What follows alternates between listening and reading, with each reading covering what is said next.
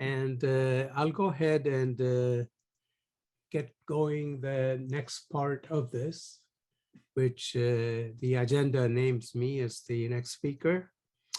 And I want to introduce myself to the audience as Raman Sankar. I'm the head of pediatric epilepsy and pediatric neurology at the University of California in Los Angeles.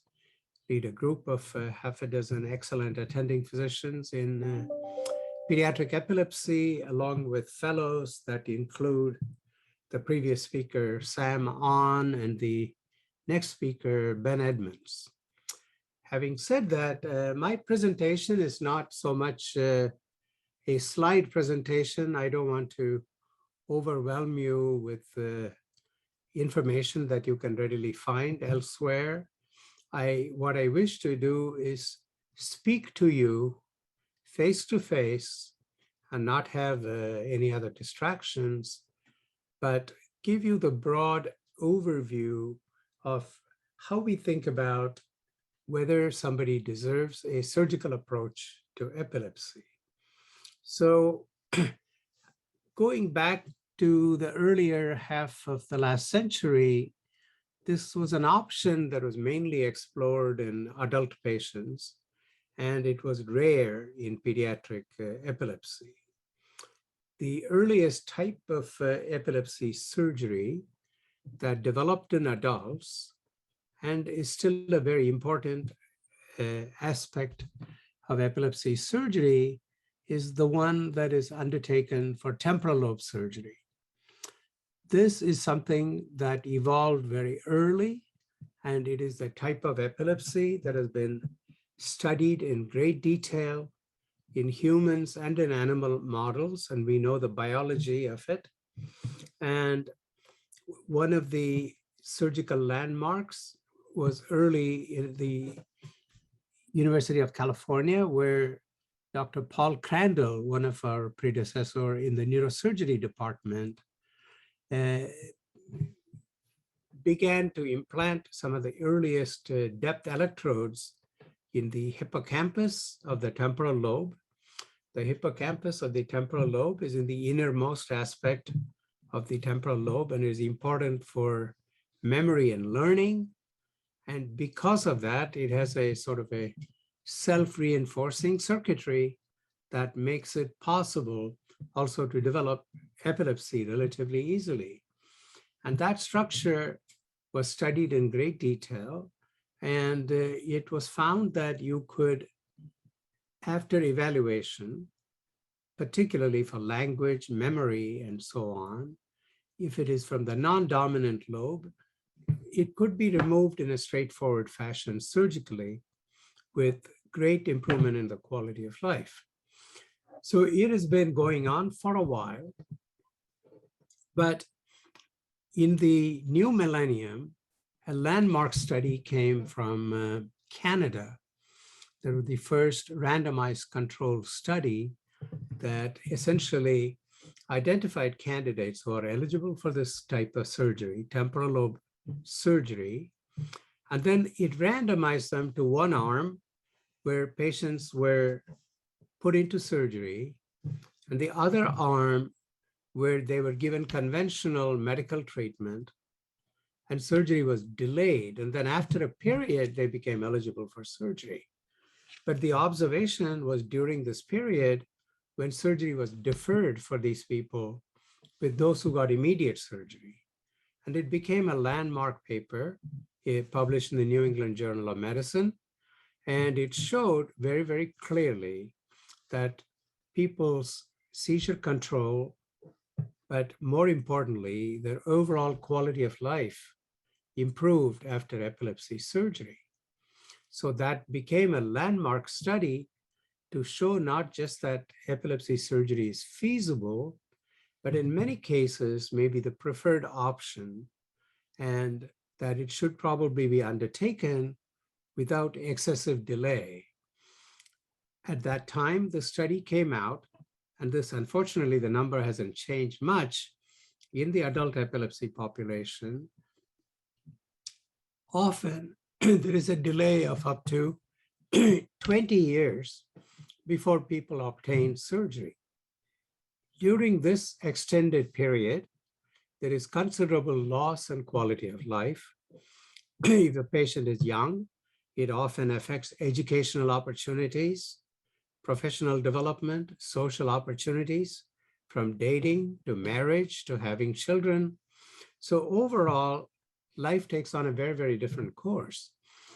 So it's becoming increasingly recognized at the epilepsy centers that we need to not only identify epilepsy and try to understand it, as Dr. Salmon just told you, but we need to intervene meaningfully. To intervene meaningfully is not merely say, take this pill or take these 2 or 3 pills, but actually take a very careful inventory of all the options and see what option suits a particular patient most. So while temporal lobe epilepsy became very well established early, pediatric epilepsy surgery was still in its infancy when I began my training in the 1980s. And I'm proud to say UCLA was a pioneer in identifying surgical options for types of epilepsy that actually were unrelated to just the temporal lobe epilepsy. We began to use novel technology at that time and was not widely available, such as PET scanning, and combining it with state-of-the-art MRI to identify massive lesions in very, very young infants that caused very dramatic seizure types, such as infantile spasms, that you're going to learn a lot from Dr. Shan Hussein tomorrow. We found that those could be approached even surgically. And of course, now we have a wide variety of surgeries done in youngsters that includes temporal lobe surgery, as well as what we call neocortical surgery, that is the more superficial parts of the brain where lesions can be identified and operated. So all of that brings to question, is your family member with epilepsy a surgical candidate or not? And this question, the answer has really evolved. You know, when I started out, our tendency to think of surgical intervention was based on identification of focal pathology after you have established that medical therapy is not benefiting that patient sufficiently. Speaking of which, this is a very large topic, and that is, what is medication-resistant epilepsy? So as I mentioned earlier, Dr. Stern, who's going to speak to you tomorrow from our adult program, and myself, we had the opportunity to actually put together a book on this topic that is not particularly written for lay people, but those who are interested will find that if you search for medication-resistant epilepsy and put Sankar and Stern as the authorship, can easily find it on Amazon and other sellers. But it is not, its target is not the lay audience, just so you're forewarned. So I'm not urging you to go get it, but to let you know that it's an important enough topic with many, many facets that we thought it deserved an entire book rather than a little article. Having said that, what is commonly now understood as medication-resistant epilepsy can be described by using a definition that has been crafted by the ILAE, which, by the way, stands for International League Against Epilepsy. It's an international organization, and there are member organizations, which for us in the United States will be the American Epilepsy Society. So a variety of national organizations constitute the International League. So we say the International League has chapters everywhere, like the UK chapter or the French chapter and so on. And they hold major international meetings. They have various task forces that meet regularly to make guidelines. And one of those guidelines was, what is medication-resistant epilepsy. And the current consensus is based on a very interesting historical fact.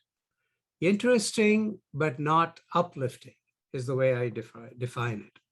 Why do I say interesting, but not uplifting? And that is, for some members in the audience know this and others don't, therapy development with pharmaceuticals is a great passion of mine.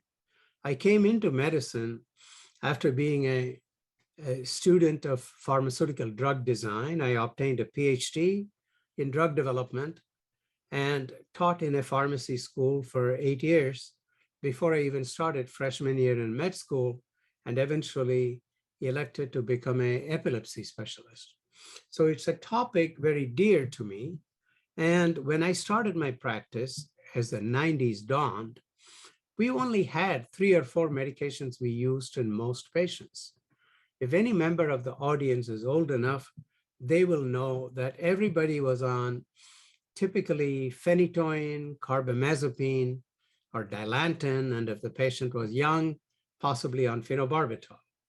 Those 4 constitute the vast majority of patients, with a few exceptional children with absence on ethosuximide, and some very, very difficult to manage patients on a drug like primidone. That was pretty much our menu.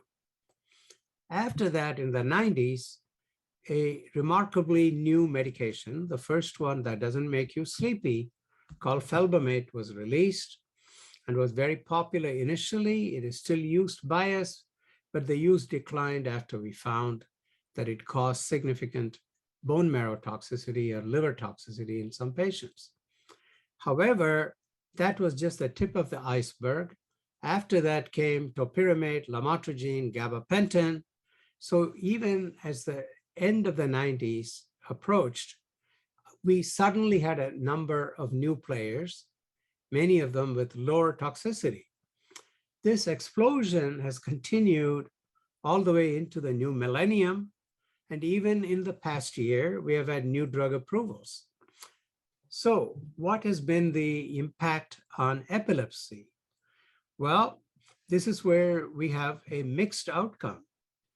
The new medications often boast somewhat improved side effects, definitely decreased drug interactions that can be problematic, and at the same time, a richer diversity to combine medications.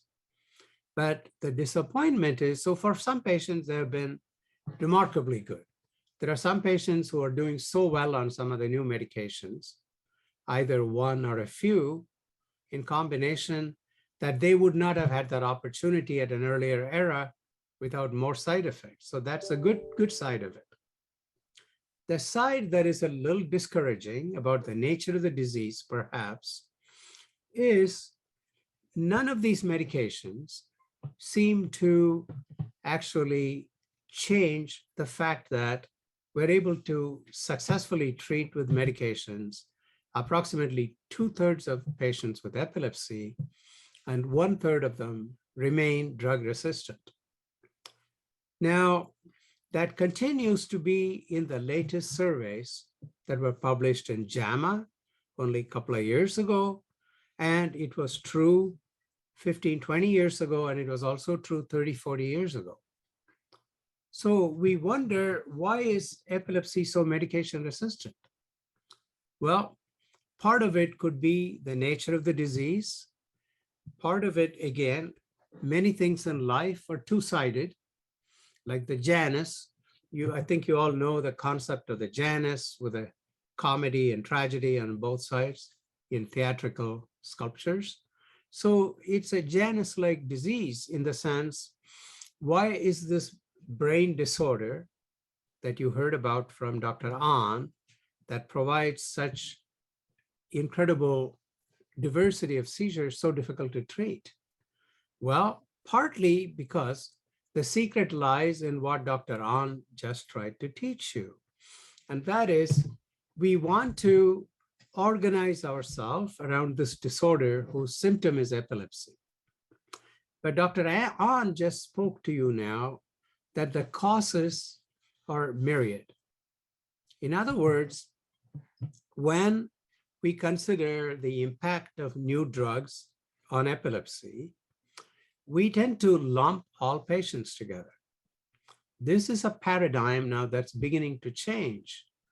You're going to hear from Dr. Raj when he talks about tuberous sclerosis that we are entering a very interesting new phase because we are beginning to look at candidate drugs for specific disorders.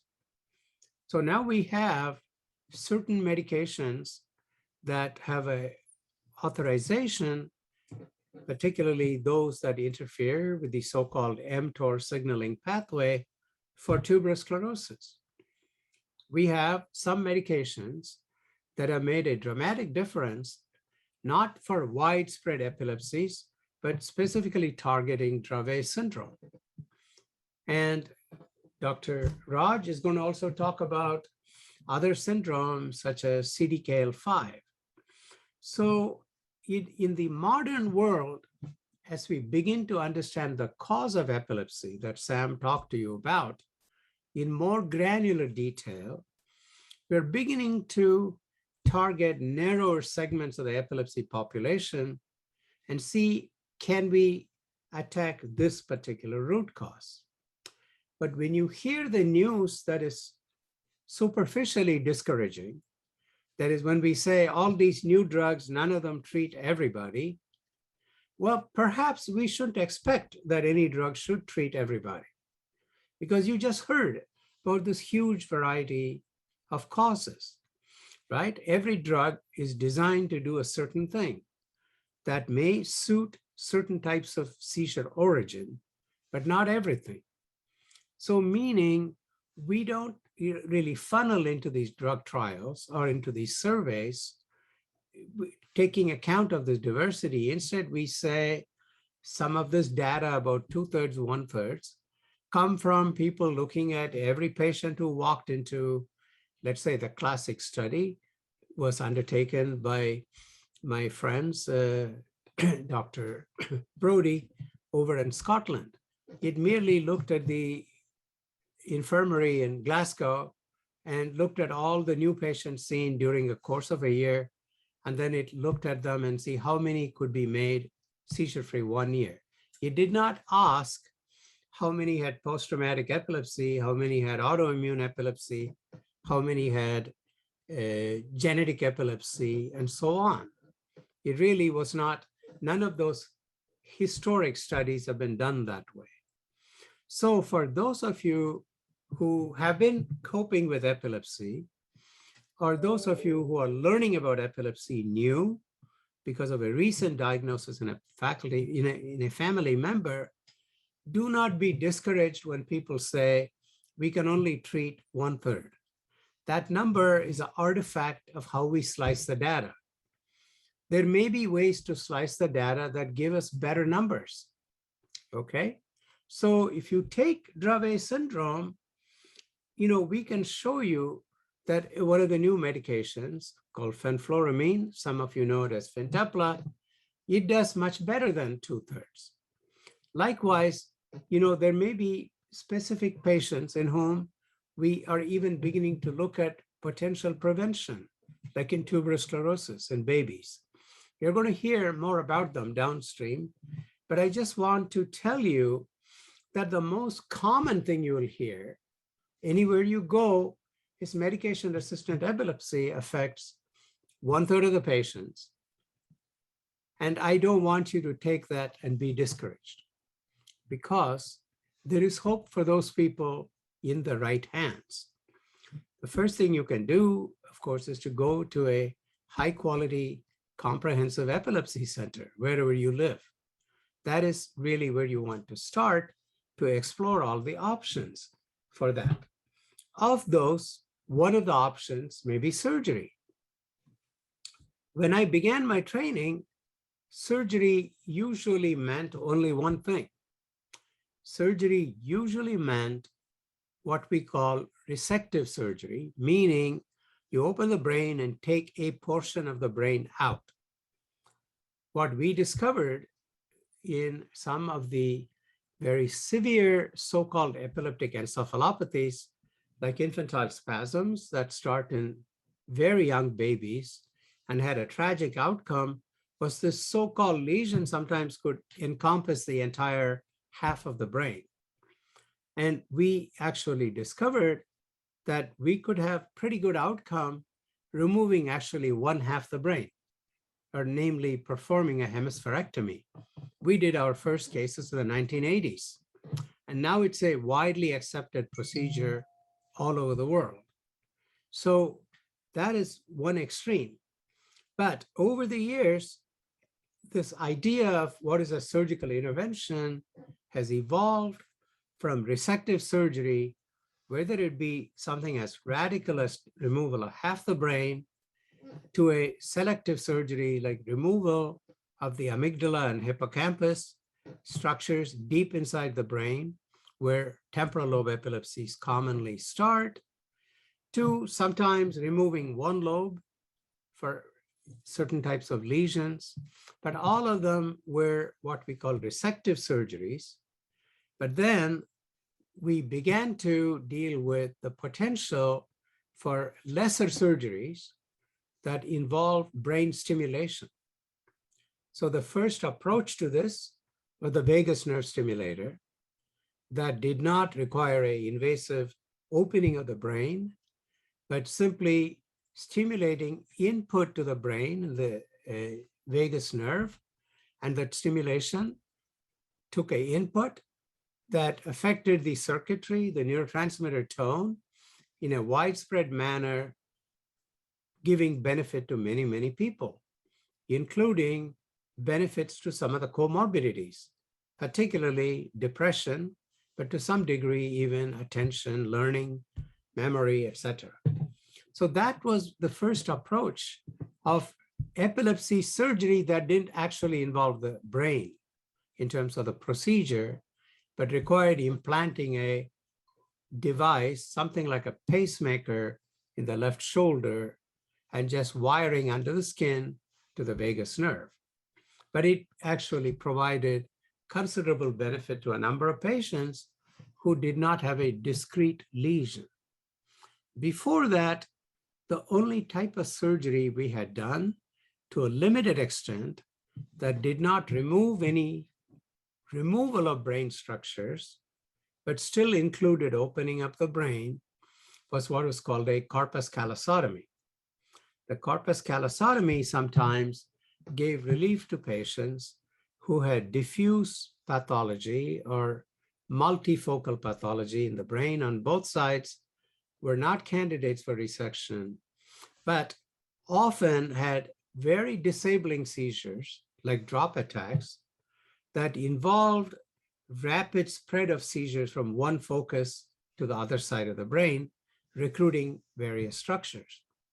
So we found in those patients that simply interrupting the connection between one hemisphere and the other, this particular structure that connects it like a jumper cable, is a broad cable running from the front of the brain to the back, a C-shaped structure that is sometimes called the corpus callosum. We found that we could divide the corpus callosum, not take any structure from either side of the brain, but simply interrupt the spread and provide significant relief from drop attacks, for instance. So that was the first non-resective approach. Then came neurostimulation. But in modern times, neurostimulation has advanced to other levels. Next came two other methods that require implanting electrodes inside the brain. One of them is somewhat related to the intermittent stimulation using the vagus nerve, but now it involves stimulation of the anterior nucleus of the thalamus. So again, the pacemaker-like device sits outside, but the wires go deep into the brain to a structure called thalamus. The thalamus is kind of the junction box. It is, I like to tell people the thalamus is, for those of you who fly Delta Airlines, the way you think of Atlanta, or those of us who fly American Airlines, think of Dallas. That is, you can't go anywhere without going through there, right? So all the things that go from the brain to the outside world, including the rest of your body, has to go through the thalamus. Every input, sensory, whatever comes in, has to go through the thalamus before it goes to the brain cortex. So you can sit on the thalamus and monitor the start of a seizure activity, and then perhaps interrupt its progression. So that is the concept of the so-called deep brain stimulator. Okay, that's called DBS. And the other approach is the so-called RNS, or the responsive neurostimulator. I'm going to be brief on these technologies because I'm giving you the broad overview. Do not forget that later today at 2 o'clock, Dr. Don Eliashiv is going to show you all the graphics and show you exactly what these stimulators look like and how they work. But one of the interesting thing about the so-called RNS is it's also the acronym for, it's the abbreviation for responsive neurostimulator, meaning unlike the VNS or the DBS, it doesn't deliver continuous pulses intermittently. It actually sits and watches. It is actually uses electrodes implanted very close to or right on top of a suspected epileptogenic zone, and then it monitors the EEG. It wants to, and successfully, capture a seizure pattern that emanates from a very small collection of neurons, because the sensor is sitting right there. Before that impulse, that seizure discharge captures enough volume of brain tissue that the patient becomes aware that they're having a seizure.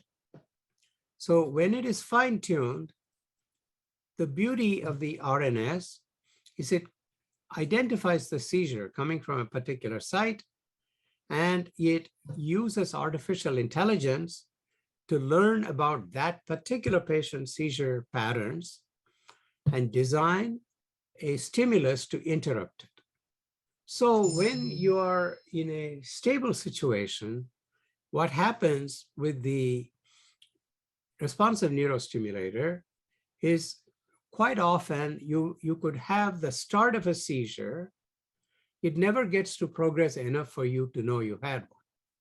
The idea is for it to interrupt it before it can really get going.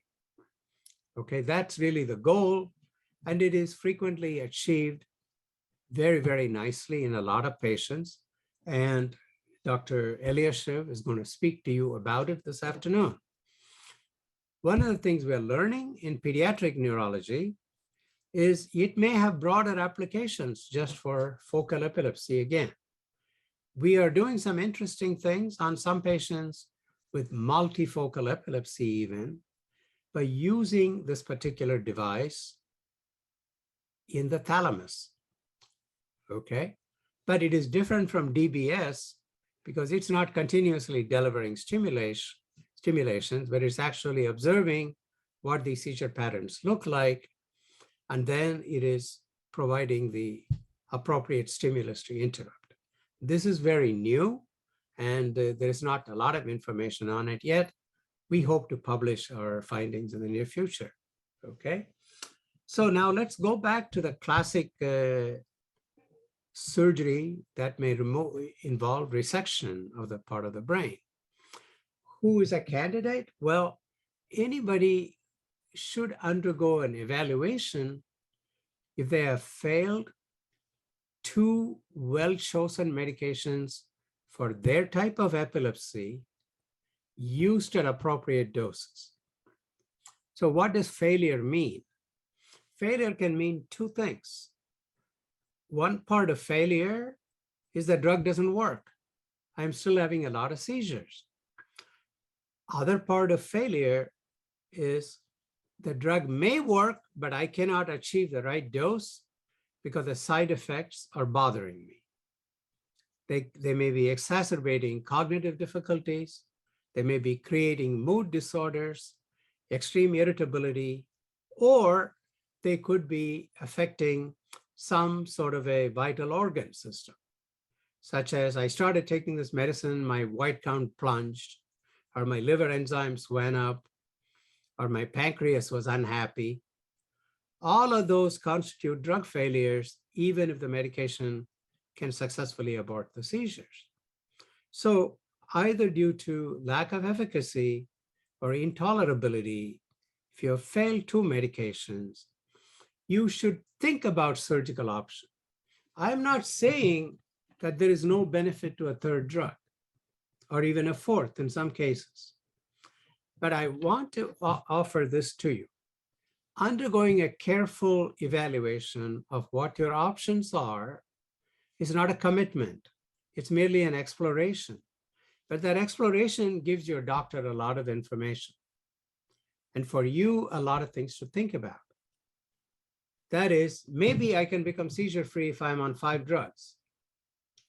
But that doesn't necessarily mean how you do cognitively on 5 drugs, or what is your level of fatigue, your level of coordination, propensity to fall, break your bones.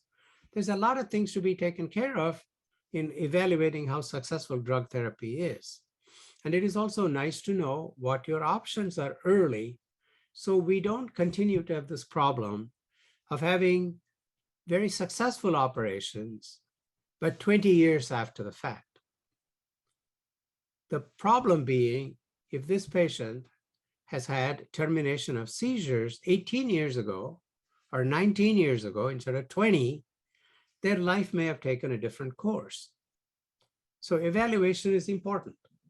And what that usually involves in our hands is it often begins with video EEG evaluations. In some cases, this kind of information comes very, very fast because patients have that type of epilepsy, like children with infantile spasms or Lennox-Gastaut syndrome. These are not children we need to monitor for weeks. Very, very frequently, we get all the information we need overnight or in a couple of nights. Others may take longer. Some of them may require withdrawal of some medications to actually have some breakthrough seizures so we can try to begin to localize. The other part of it is imaging. And in almost all cases, the state-of-the-art imaging involves typically 3 Tesla MRI. And it is usually different from the MRI of the brain you'll get in the community, because epilepsy centers do their own protocol. They do very thin sections at 3 Tesla, and they use specific angles to maximally visualize structures like the hippocampus that may be different from a routine brain MRI. They can also use different protocols to bring out in greater clarity certain types of lesions.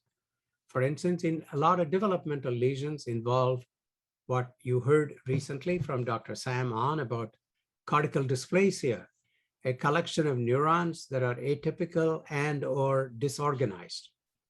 They are not always easy to catch in a regular MRI, but even in a 3 Tesla MRI, the signal changes are subtle that they need to be read by someone who is very experienced in this particular disorder, okay? So after that, in some cases, we do functional imaging.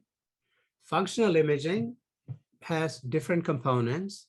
We commonly use PET scan that looks at how different regions of the brain are taking up glucose for metabolism. So what it creates is kind of a map. I often explain this to families by indicating to you what we mean by that is the MRI is like a geographic map. It's like a map of the United States where you can see all the highways, all the, if we do a particular, I would say you can see all the regions like in a regular map of the United States. On the MRI, if we do something called the diffusion tensor imaging, we can actually plot pathways. That would be like we could impose all the highways on a US map, right, of connectivity. On the other hand, the map that we get from PET is a little bit more like those maps the weatherman shows you, where the color coding depends on the temperature or rainfall or something, right? You see deep orange and you say, oh, that's, Palm Springs in 90 degrees, and Santa Monica looks, kind of bluish gray for a different temperature, and so on. So we can map the brain that way. There is also another approach that is called Spect Imaging, which is a little bit different. Instead of looking at base metabolism, it actually looks at blood flow during a seizure. Because during an acute seizure, very, very transiently, the blood flow increases in that region. And SPECT tries to capture that. We have another approach we sometimes use called magnetoencephalography that sometimes captures epileptic discharges that are difficult for the EEG to localize. It looks at extremely subtle magnetic fields that are associated with epileptic discharges. So what we eventually do in trying to look at, are you a candidate for, let's say, resective surgery, is to try to incorporate what we learned from EEG, what we have from imaging, and what we have from functional imaging, MEG, what's the big story?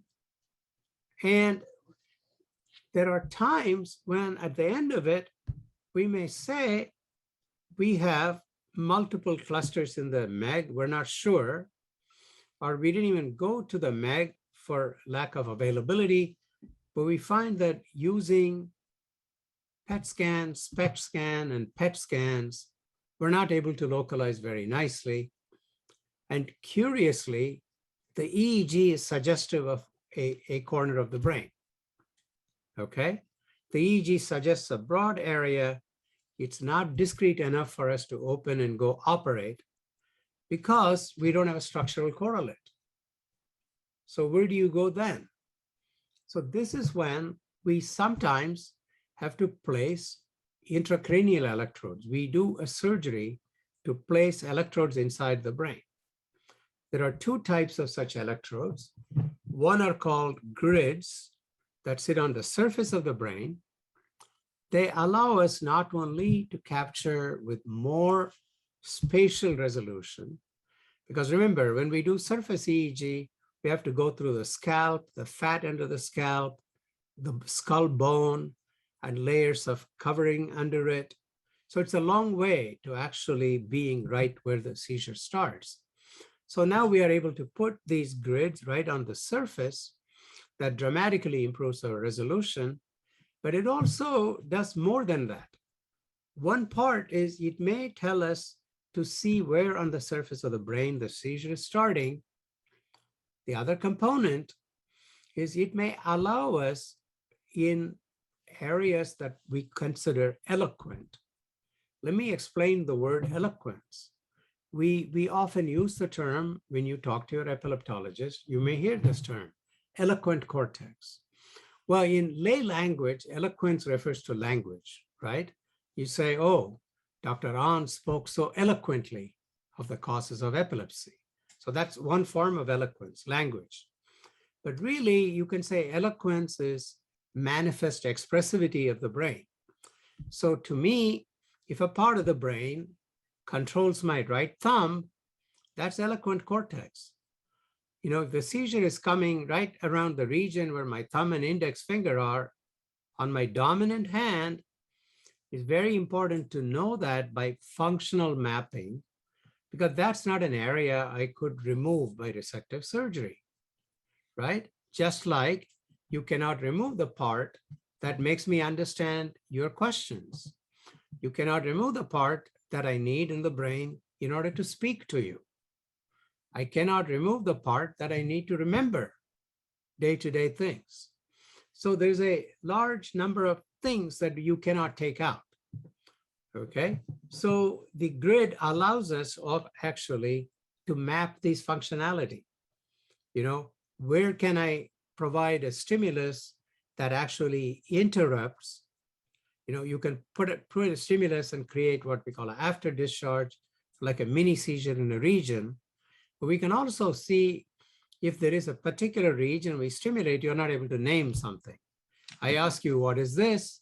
And you should be able to say, that's a pen. If you can't say it when I'm buzzing a particular area, I understand, hey, that cannot come out. Okay? So that's one component. And sometimes you may have very intractable epilepsy coming from such an eloquent cortex. And the modern choice would be, aha, you could potentially have RNS there, the responsive neurostimulator by NeuroPace. So the options have really, really gotten better. Sometimes seizures emanate from structures that are hard to even map by a grid because the structure is deeper. There are parts of the brain where they fold inside a sulcus, one of the grooves, and then fold over. There is actually little cortex left that's actually inside a fold, and you cannot capture it with the outside electrode on the scalp. One such area is the insula, right? So certain types of seizure behaviors may make us suspect a lesion there. And then we say, we need electrodes that look like needles with a lot of contacts that we can stick in. These are what we call depth electrodes. That's a classical term. Nowadays, a lot of people say stereo electrodes, and the process is called stereo EEG. So a typical process may involve a patient goes to surgery, has either grids or depth electrodes or both placed. They come back to the ICU, and they are usually fine overnight. They're able to drink, talk, function like normal people during the next few days. In some cases, we just need a couple of days when we actually record exactly where the seizures are coming from.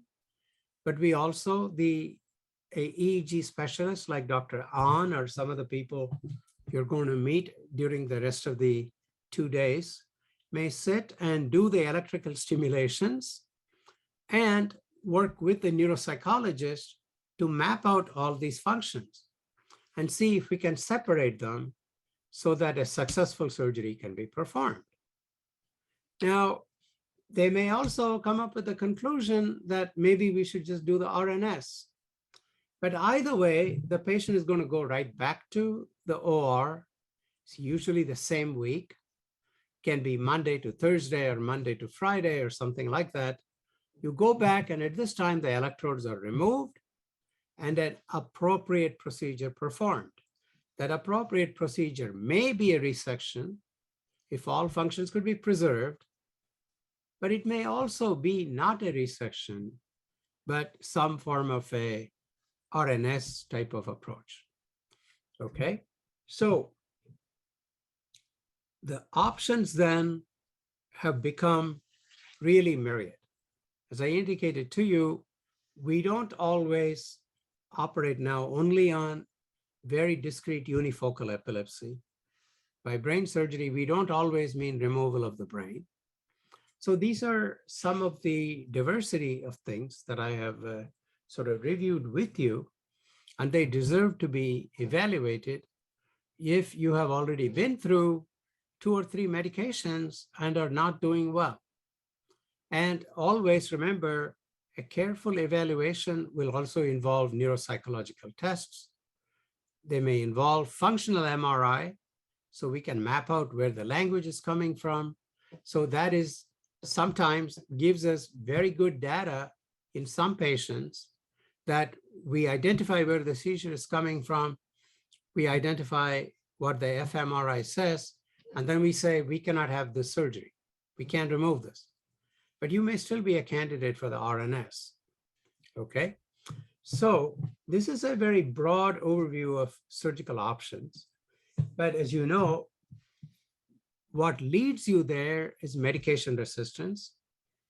We do not mean that if you have a child with absence epilepsy that is likely going to resolve in a few years, and they go on a medications like Zerontin or ethosuximide, and they're seizure-free, we're not going to say you should be evaluated for surgery. No, that's great. And there are many types of childhood epilepsies that may actually go away. That's the good news. The other good news is don't be discouraged that 1/3 of the patients don't respond. It depends.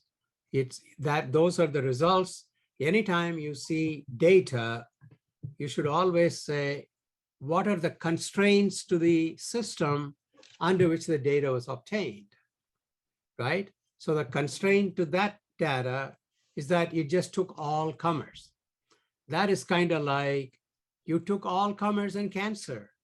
If you do a drug trial in which you pooled breast cancer, prostate cancer, and lung cancer, and you keep doing it with 18 different cancer meds, you may always find that a whole bunch of people don't respond, right? That's an artifact because you really mixed up your people who are entering the trial. But that is changing in epilepsy. As I told you, particularly with the genetic epilepsies. And the next stage in surgical evaluation may actually take off from what Sam talked to you about the gene panel. We are very close to approaching at least some select genetic epilepsies with fixing that genetic defect potentially. That is gene transfer using some sort of a benign virus that'll actually take a appropriate gene that is defective in your family member's brain and try to replace it. This is in experimental stage. We expect clinical trials to start very likely during 2022 for sure. And so that's something to look forward to. But that's obviously not how you would fix all types of epilepsy. There are also some epilepsies that have had success in adult models of not necessarily taking a genetic defect you have, but simply to recognize that if you produce in the brain more GABA-making cells, maybe that would help. So people have done this in mouse studies where they inject some stem cells that will learn from where they go to become GABAergic neurons, and they can migrate to various parts of the brain and then provide that inhibition. We're not there for human trials yet with that approach, but the important thing is to know that this field of epilepsy is constantly evolving, and that's really the value proposition from meetings such as Epilepsy Awareness and the EXPO, is that you get exposure from a variety of people who can kind of give you the update. So my description of not evolving numbers in medication-resistant epilepsy is hardly a discouraging thing because it only represents a certain boxed, constrained circumstance. The truth is we have a lot of options, but we need to define them in some operational way so we have an idea of who needs to move on to the next step and how we can do that effectively early and not late. Okay, so I am going to stop my remarks there, allow about 10 minutes open time for open mic. And Brad, perhaps you can open it up and see if people want to express questions. I'll also keep looking at the chat box to see if anything comes up.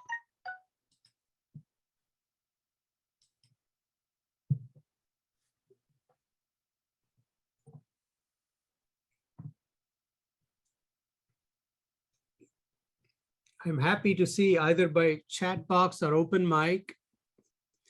Any questions, comments on anything, including from the doctors who are in the audience? If you think something was missed here for this topic, feel free to chime in.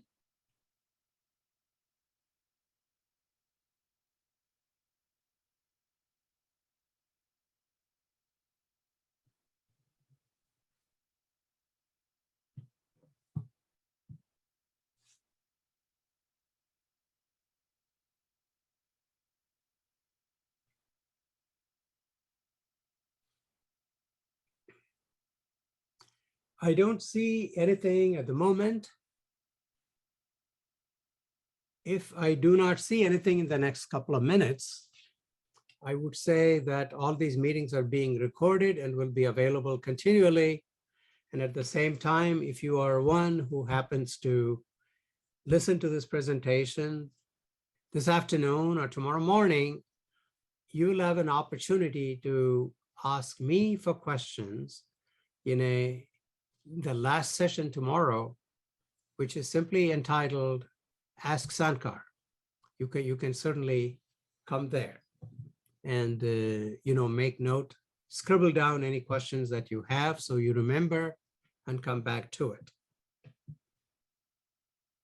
And definitely I'll stay for 5 more minutes if you want to type in any questions or grab the mic. Somebody will have to tell me who's either Brad or Raquel. Are people able to open their mics? Or is it all forcefully shut down?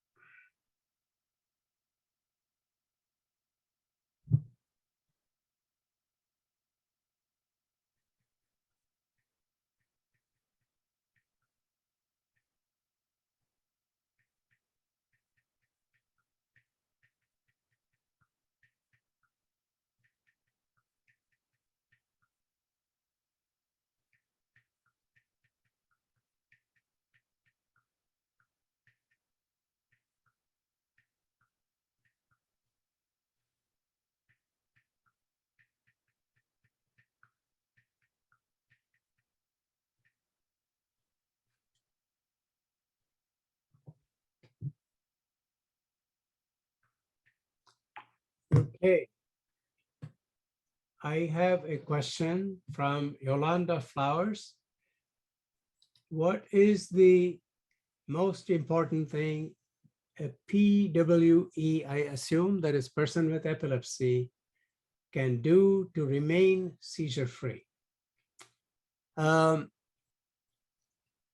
Obviously, the first approach to remain seizure-free is to identify a good doctor experienced in the treatment of epilepsy, obtain a diagnosis, including an exploration of cause, as Dr. Sam On explained, and get a trial with a medication that is suitable for the type of epilepsy based on the EEG and other findings. That's the first part.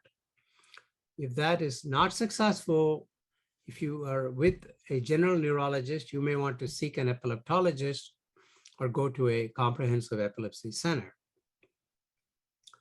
The other important thing that is important for a person with epilepsy to know is, while it is, popular to talk about different drug trials that you may enter or all these approaches that I just spoke about, let's talk about the simple things for a person with epilepsy to remain seizure-free that they can do. Well, one of the things they can do is to actually learn some methods to minimize stress, day-to-day stress, improve coping skills, whether you're going to learn to do some meditation or yoga, or you think those are very somehow spiritually not valid for you, then you can go into something secular like mindfulness and awareness techniques and learn how to lower level of stress so you do not have your brain doesn't disproportionately react to little stimuli. That's point one. Very closely related to that is emphasize getting a very good night's sleep. Okay? Sleep really is one of the key factors where disruption of sleep tends to lower the threshold or increase the likelihood of breakthrough seizures in many, many patients.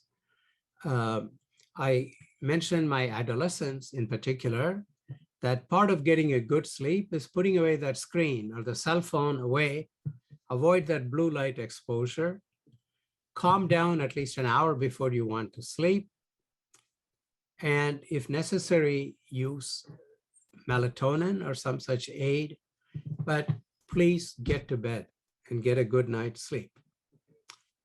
Nutrition is always important. Hydration is important. And in general, organizing your life and lowering chaos is important.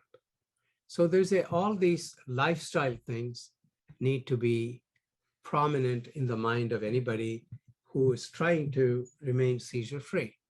The other thing, of course, is we often use the term compliance or adherence. That is, you have to actually take the medication given to you in the manner prescribed.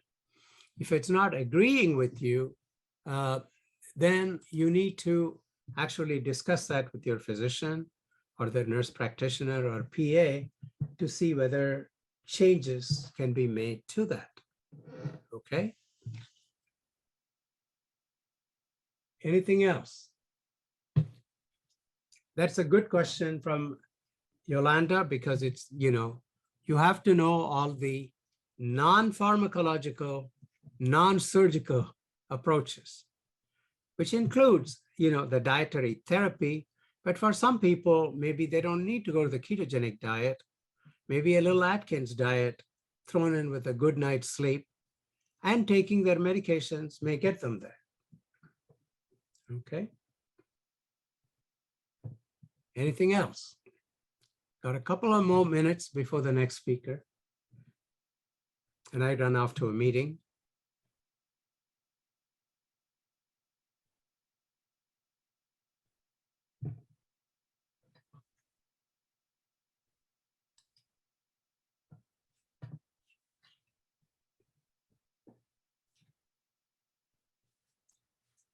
So I'll give you a little preview to the next presentation that is coming up, and that is on rescue therapy. And Dr. Ben Edmonds, our fellow, is going to present on that. And what I wanted to indicate to you is that's particularly important in, pediatric epilepsy, because we not only give it to patients with established epilepsy who have acute exacerbations, either due to an intercurrent illness or a menstrual period or something like that, but occasionally we may find that we diagnose a condition where we think the recurrence risk is really, really low. And therefore, that they have a potentially remission-prone syndrome with low recurrence risk.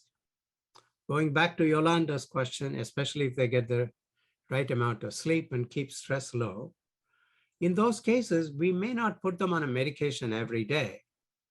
But in those patients, rescue therapy is particularly important for obvious reasons, right? And that includes peace of mind and comfort with travel, etc. So that's really a topic that is not restricted to people with highly resistant forms of epilepsy, but it may be because somebody's epilepsy is deemed at the initial evaluation to be benign enough to not put them on a daily medication. They are actually a very important population to provide a rescue, so that if there is a recurrence, obviously you'll reevaluate the situation, but in the intervening time, they need to have something on their hand. And I think that's really important, because even calling a 911 is nice, but you're on a nonstop flight to New York or Boston, you're not anywhere near 911. But having a rescue therapy on hand that is highly portable and easy to use may make all the difference. Okay. So if Ben is around, I see Sam in my window. Sam, is Ben around? I'm not sure where he is at the moment. He may be preparing for the meeting. I'm sure he was rounding with the inpatient team this morning. So oh yeah, that's right. That's not actually at 11. His talk is at 12:30. I'm sorry. I Oh, just okay. got the schedule. So to the audience, actually, there are no presentations till 12:30 in the afternoon. And if there's anybody who comes up with some other question on my presentation, including those who listen to the tape later, if you stream it and have questions, we can address them tomorrow in the Ask Sankar session. That'll be the concluding session of the educational component. Okay? Bye, everyone. Bye, Sankar. Thank you. Okay.